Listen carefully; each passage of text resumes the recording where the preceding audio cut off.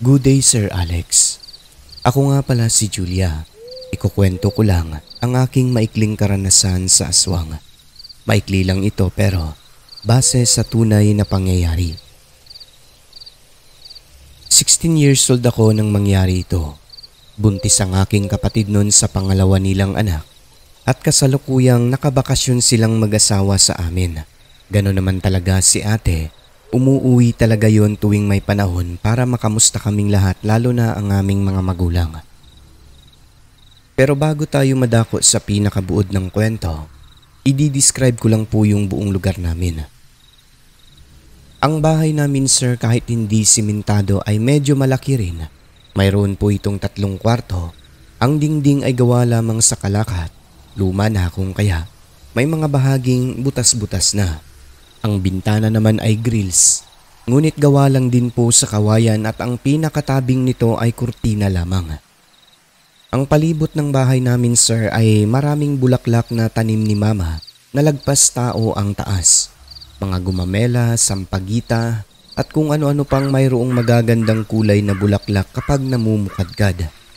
Kahiligan kasi ng aking inay ang magtanim ng iba't ibang bulaklak. Mula sa loob, hindi makikita ang taong papasok sa aming bakuran buhat ng mayayabong ang harapan, Sir Alex. Kung hindi magtatawag, hindi mo talaga malalaman kung may tao o wala. Maliban na lang kung may kalakasan ang yabag nito. Siyempre kapag gano'n, maririnig mo talaga. Maliit lang din po yung pinaka-gate namin na gawa lang din sa kawayan.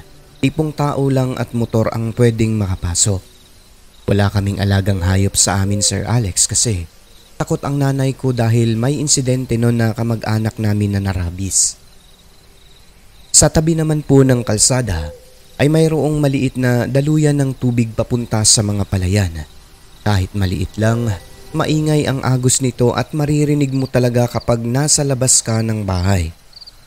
Yung baryo naman po namin ay tahimik, bunsod ng hindi magkakalapit ang mga kapitbahay. Ang kalsada naman po ay madilim dahil iilan lang ang may poste ng ilaw noon. Kaya medyo nakakatakot din talaga kapag gabi na. Pero kaming mga lumaki sa lugar, sanay na. Mas natatakot pa ako sa aking itay kapag nahuli niya o nalaman na nagnonobyo na ako. So eto na nga po. 9:00 pasado ng gabi, pauwi ako galing sa isang kaarawan ng aking best friend.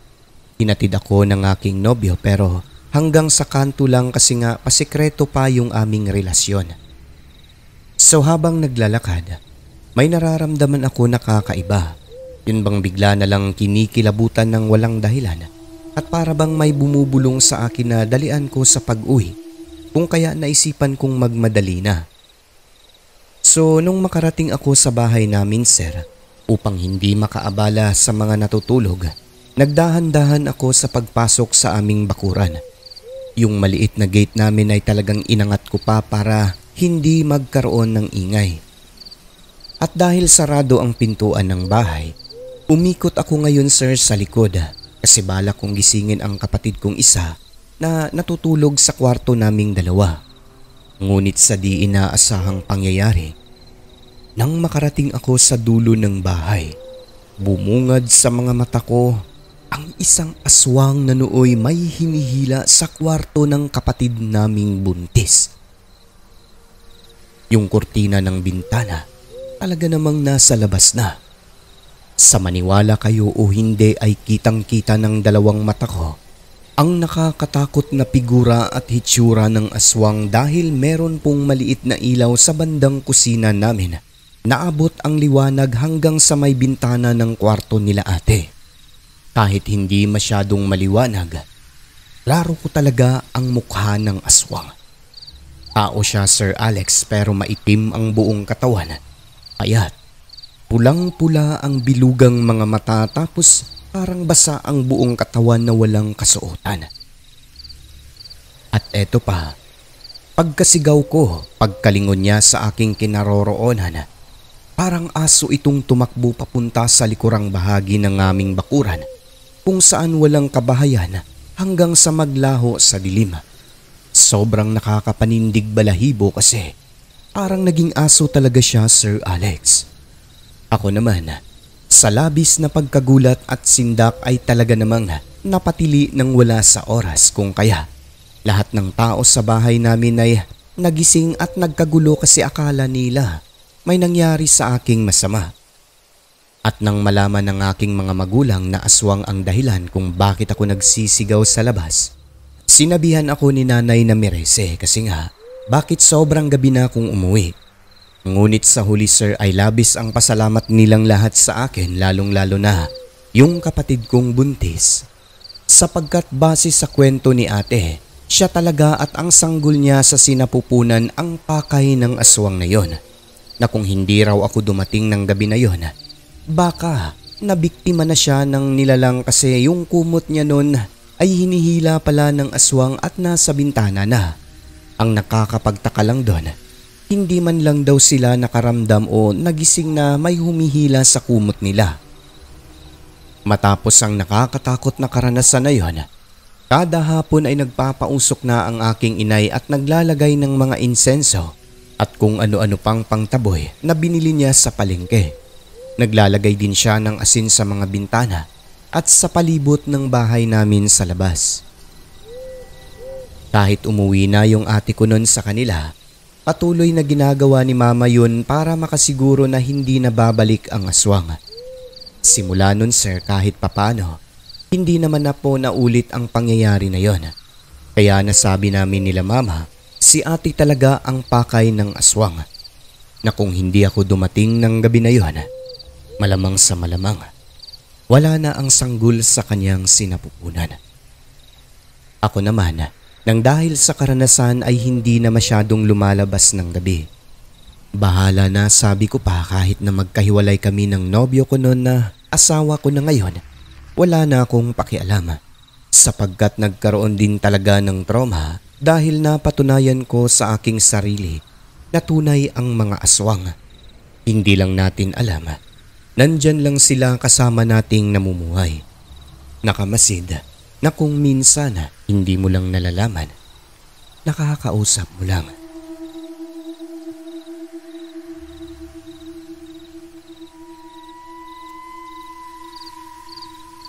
At yun lang po, sir, ang aking kwento. Sana'y nagustuhan ninyo kahit na maikli lang. Lubos na gumagalang, Julia ng South Cotabato.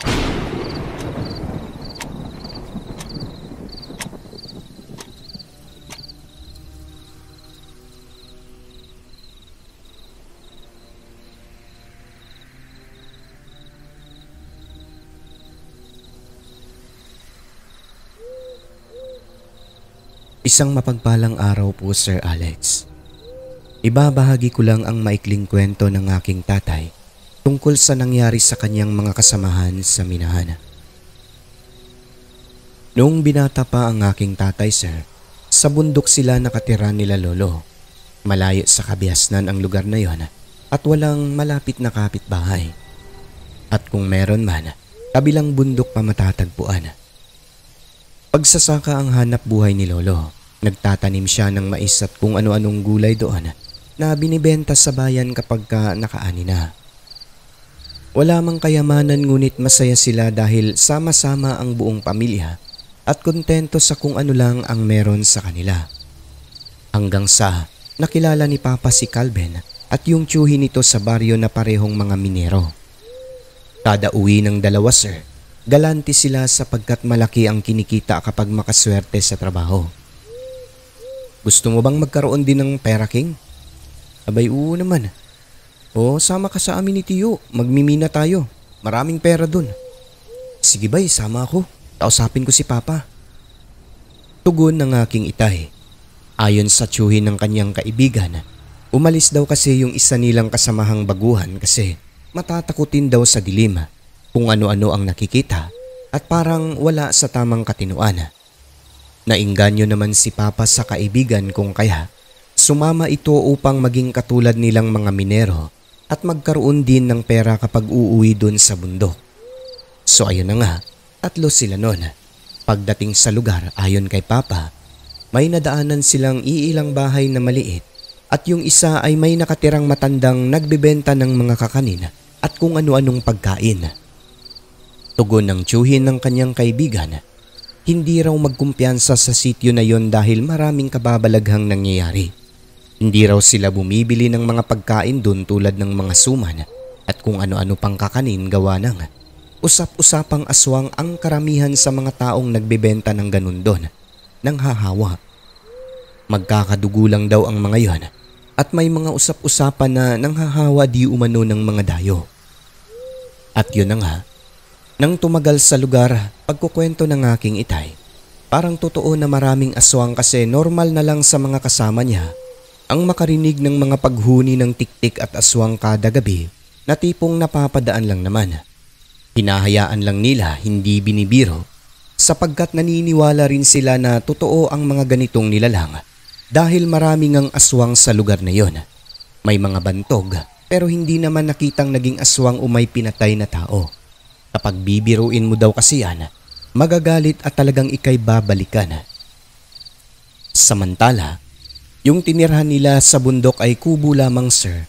Nakakasya ang 3 tao, butas-butas na ang dingding, na kung tatadyakan mo ay mabubutas talaga lalo o mawawasak sa kadahilan ng lumang-luma na. Sa umpisa ay ayos lang naman, maganda ang daloy ng kanilang kita at kapag nakakauwi si Papa ay meron dalang pera para sa pamilya. Ngunit katagalan, lalo na kapag kabilugan ng buwan, may napapansin ang aking itay na kakaiba, lalo na kapag mahimbing ang tulog ng kanyang mga kasama. Bale ganito po kasi yun, ang kwarto na kanilang tinutulugan, may isang butas sa dingding doon sa paanan na sinlaki ng kamao. Dahil sa liwanag ng buwan sa labas, meron siyang napansin noon na may gumagalaw daw sa butas na yon. Sa una, inakala niyang pusa lang kasi parang may pagkakulay puti. Pero kapag kanyang aabangan, hindi niya natsetsempohan. Kumbaga, parang siya lang din ang binabantayan ng inakala niyang pusa lang. Gaya ng sabi ko kanina, napapansin niya lang ito sir kada bilog ang buwan. Hanggang sa isang beses pa, 11:00 pasado ng gabi, nagising naman ang aking papa noon dahil binangungot daw siya. Nang maya-maya pa, sa tabi naman ng kanyang kaibigang natutulog. Nagulat si Papa kasi parang may malaking mata na sumilip sa may butas doon. Kaya dali-dali niyang tinapik ang kaibigan at sinabing ano yun. Ang alin pre? Parang may nakita ako dyan sa butas, dyan sa gilid mo. Parang may sumilip. Seryoso? Oo. Dahil sa timbre ni Papa, lumabas silang lahat nun at umikot sa kubo. Wala naman po silang napansin na kakaiba kung kaya pumasok na lang ulit sila sa kubo at natulog. Ang sabi naman ng tiyuhin ni Calben, itong si Papa raw ay may pagkaparehas sa dati nilang kasamahan na matatakutin at may nakikitang kung ano-ano sa dingding. Baka ipis lang yung nakita mo, King? Ewan ko po, mukhang mata kasi. Namamalik mata ka lang. Matulog na tayo, maaga pa bukas. So kinalimutan na nila yun, Sir Alex. Yung butas sa paanan na medyo may kalakihan, tinakpan na lamang nila yun ng sako. Hanggang sa isang pagkakataon, si Calben na mismo ang nakasilay na parang may umaaligid na kung anong nilalang sa kubo nila, lalo na kapag bilog ang buwan. Una ay may napansin itong kulay puti sa isang butas na parang dumaan at may napansin din siyang pagaspas ng malaking pakpak kung minsan. Hanggang sa isang gabi pa kung kailan sobrang liwanag ng buwan. Habang natutulog pagkaraan ng ilang oras, nagising siya dahil parang may humahawak sa kanyang paa. Nang inilawan gamit ang flashlight, laking gulat ni Calben dahil bumungad sa kanyang mata ang itim na kamay, payat na mga daliri at may mahahabang kuko. Pagkatuon niya sa ilaw dito, hinila ang kanyang mga paa, buti na lang hindi siya nasugatan. Sa labis na pagkagulat ay talaga namang napatayo bigla si Calben kung kaya nagising si Papa at yung kanilang kasama. Anong nangyari? Hinila yung paa ko ng aswang eh. Diyan sa may butas, wala na yung sakong nakatakip. Aba, totoo siguro yung sinabi ng dati nating kasama. Binibisita talaga siguro tayo ng mga impaktong ito nang hindi natin nalalaman. Sumagot naman si Papa at sinabing, yan din po yung napansin ko. Di ba sabi ko sa inyo dati kung minsan may mga napapansin akong parang sumisilip dyan. Kung ganun, totoo palang dating sinabi ng kasamahan namin dito. Kaya pala matatakutin ang batang yon at ayaw magpaiwan sa kubong mag-isa. Dagdag na sabi ng tiyuhin ni Calben, alam nilang maraming aswang sa lugar na yon pero hindi niya inakalang pati sila na matagal nang nagmiminas sa lugar ay tinatakot ang mga bagong kasamahan. Mga walang respetong impakto. Sige lang, gawa natin ng paraan. Matsyetsyempuhan ko rin ang mga yan. Pabirong sagot naman ni Calben. Kaya raw siguro sila pinaparamdaman doon ay dahil hindi bumibili ng mga pagkain na tinda ng mga taong pinag-uusapang aswang sa lugar na yon. So ayun na nga, galit na galit ang tiyuhin ni Calben noon. Ilang gabi nilang inabangan ang aswang kaso hindi naman ito bumalik sa kubo. Sabi ng kanyang tiyuhin, matsyetsyempuhan niya rin ang aswang na ito at makikilala kung sino dahil babarilin niya raw o di kaya'y tutusukin ang mata kapag inulit ang pagsilip-silip sa mga butas ng dingding ng kubo nila. At yun na nga, sa sumunod na kabilugan ng buwan, talagang natsyempohan ang aswang ng tiyuhin ni Calben, Sir Alex. Nang maramdaman niyang may kung ano sa labas, kaagad siyang nag-abang sa butas ng dingding habang nakahawak ng kutsilyo. Sa sandaling maramdaman niyang may sumagi sa dingding, may sumilip sa butas. Walang kung ano-ano ay tinusok niya kaagad ito ng kutsilyo ng pagkalakas-lakas. Sa maniwala kayo o hindi, ayon sa kwento ni Papa, parang pinaghalong boses daw ng baboy at pusa ang pumalahaw sa labas ng kubo habang tumatakbo palayo hanggang sa maglaho. Kaya naman nagising si Papa noon at si Calben na nooy mahimbing na ang pagkakatulog. Ala, ano yun tiyo? Aswang, natsyempohan ko rin sa wakas. Anong ginawa mo? Ay di tinusok ng kutsilyong pambasag ng bato. Buti nga't hindi ko binaril. Ala, natsyempohan talaga no. Merese, bakit dito pa kasi mga aswang puro lalaki naman tayo rito? Pero sino kaya ang aswang na yun tiyo? Yan ang hindi ko masasagot. Pero malalaman natin yan. Dahil sa pangyayari, natakot ang aking papa Sir Alex kasi inisip niya na baka babalikan sila ng mga aswang para maghiganti. Tapos parang naging labag daw sa kanyang kalooban ang manatili pa sa lugar na yon. Simula noon, napansin nilang yung isang bantog sa lugar ay hindi na nagbubukas ng tindahan. Ang sabi, nagbakasyon umano ito sa lugar ng kamag-anak. Ngunit makalipas ang ilang linggo, nabalitaan nila Papa na nabulhog daw o nasira ang isang mata nito sa may kaliwa. Nadala daw ng katarata pero ayon sa tiyuhin ni Calben, hindi ganon dahil yun daw ang aswang na umaaligid sa kubo nila at natusok niya ng kutsilyo. Paanong maging katarata ang dahilan? May bakas pa ng peklat sa gilid ng mata na halatang sugat mula sa matulis na bagay. Bukod doon, kaya niya nalaman na yun daw talaga ang aswang na umaaligid-aligid sapagkat isang beses sobrang sama raw ng titig nito sa kanya nang minsang dumaan sila sa tapat ng bahay. Yun bang titig na kung nakakamatay lang ay talagang nabulagta na ang tiyuhin ni Calben sa lupa. Pinaringgan niya raw ito at sinabing, hindi ako natatakot sa inyo. Yung reaksyon daw ng matanda, ngumiti na parang nakakaluko. Matapos ang tagpo na yon, may buwan man o wala, lagi na silang ginagambala ng mga nilalang na tingin nila Papa mga kaaswangan sa baryo na yon. Nagigising na lamang ng hating gabi o kung minsan ay madaling araw sapagkat may nambabato umano sa kanilang kubo. Minsan naman nababatid nilang may umaaligid sa kanila tuwing gabi at may mga iniiwan doon na karne na sobrang baho.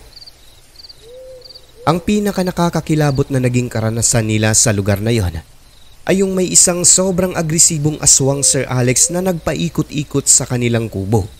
Kinakalmot daw ang dingding at pinaghahagis ang mga palanggana sa labas kung kaya nagpaputok talaga ng baril ang tiyuhin ni Calvin. Si Papa naman ay natatakot na dahil nararamdaman niyang naghihiganti na ang mga aswang na baka magdala ng kasamahan, kaya nagdesisyon siya na umuwi na lang at maghanap ng ibang pwedeng mapagkakakitaan. Nagpaalam siya at nakauwi naman ng maayos. Sabi pa ni Papa, hindi na siya babalik sa lugar na yon sa takot na baka pati siya idamay ng mga aswang. Hindi nga nagkamali ang aking itay dahil isang araw nun, Sir Alex, nagulantang na lamang siya sa nakarating sa kanyang balita. Paano ba naman kasi, yung kaibigan niyang si Calvin, tiyuhin nito at amo nila ay pinaslang umano sa bundok sa mismong kubo. Base sa nangyari, matindi umano ang galit ng salarin sa tiyuhin ni Calvin pagkat tinanggalan daw ng dalawang mata bago pinatay sa pamamagitan ng pagtusok sa katawan nito ng matulis na bagay. At ang nakakatakot pa, lahat sila ay wala ng mga atay. May mga natagpo ang basyo ng baril na nagmumula sa tiyuhin ni Calvin at sa amo nila na ibig sabihin ay nakapagpaputok pa ang mga ito para ipagtanggol ang sarili, kaso hindi kinaya dahil siguro sa marami ang bilang ng kanilang naingkwentro. Paniwala ng karamihan, mga rebelde ang pumaslang sa kanila kasi nga pagmimina ang trabaho sa kabundukan na nakakasira ng kalikasan. Ngunit ang tanong, bakit wala ang kanilang mga atay? Kaya meron din talagang naniniwala na aswang ang may gawa. At kung si tatay ang tatanungin, hindi rebelde ang pumaslang sa mga kasamahan niya sa minahan, kundi yung aswang na nasaktan ng tiyuhin ng kanyang kaibigan. Marami siguro ang bilang ng mga ito kung kaya nadali talaga ang mga kaibigan ni Papa. Hindi nga siya nagkamali sa kanyang naging desisyon doon dahil batid ng aking ama na babalik at babalik ang mga aswang doon upang maghiganti. Kung hindi nakapagdesisyon kaagad, malamang sa malamang pati ang tatay ko wala na.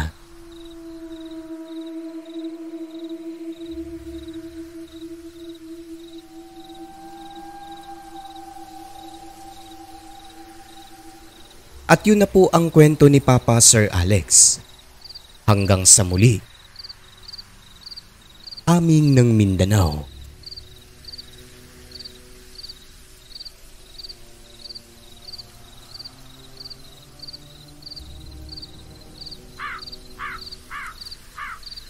Ang mundo ating ginagalawan, nababalot ng kahiwagaan na tanging ang Diyos lamang ang siyang may kasagutan.